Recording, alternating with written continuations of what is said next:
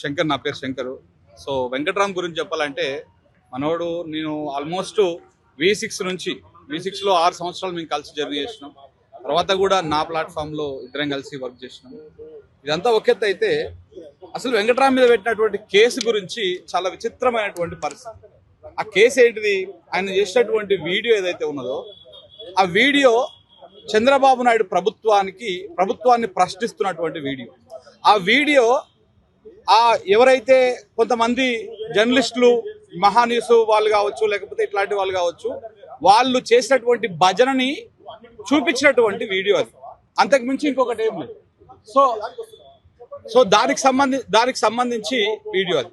So అయితే ఈ రకంగా వాస్తవానికి కేసు పెట్టాలనుకుంటే అయితే చంద్రబాబు నాయుడు పెట్టాలా, లేకపోతే మహానీస్ వంశీ పెట్టాలా.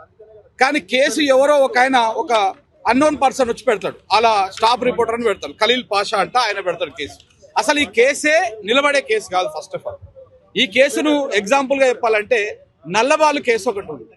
సో ఆ తెలంగాణ రాష్ట్రంలో పోలీసులు అత్యుత్సాహంతో ఒక రీట్వీట్ చేసినందుకు కేసు పెడితే ఆ కేసులో ఆ రీట్వీట్ చేసినందుకు 20-25 రోజుల పాటు నల్లబాలు అలియాస్ శశిధర్ గౌడ్ అనేటువంటి వ్యక్తి జైల్లో ఉండాల్సి వచ్చింది.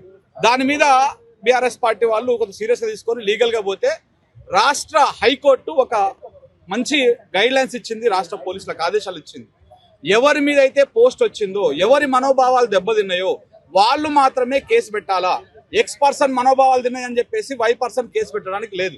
మహానీస్ వంశీ మనోభావాలు దెబ్బతింటే మహానీస్ వంశే కేసు పెట్టాలి. అంతేగాని మహానీస్ వంశీ ఒకళ్ళతో పుచ్చుకొని ఎవరో ఒకరు పోయి కేసు పెడితే ఆ కేసు నిలబడదు. పెట్టిన కేసే తప్పు.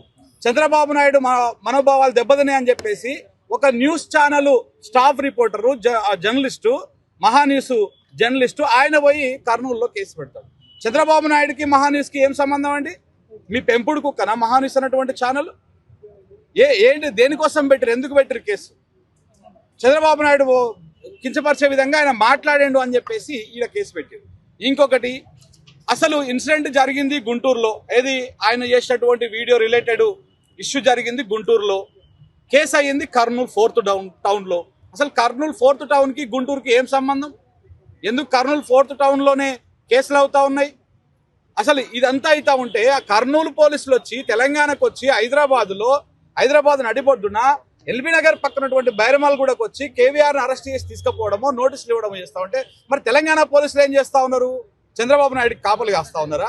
ఇదే చంద్రబాబు నాయుడు మీద ఒక పోస్ట్ పెట్టారని చెప్పేసి సోషల్ మీడియాలో పలానా ఎక్స్ అకౌంట్ డీటెయిల్స్ కావాలని చెప్పేసి మన సైబర్ క్రైమ్ పోలీసులు ఎక్స్ వాడికి లేఖలు రాస్తారు, నోటీసులు ఇస్తారు.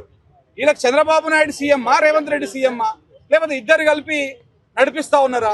సో ఇవన్నీ చాలా అంశాలు ఉన్నాయి. కేవీఆర్ చేసినటువంటి వీడియోలో విద్వేషాలు లేవు. ఇప్పుడు మీరు చేస్తున్నటువంటి ప్రక్రియలో విద్వేషాలు ఉన్నాయి. ఇదే గనక కంటిన్యూ అయితే తప్పకుండా క్విట్ తెలంగాణ మూమెంట్ వస్తుంది.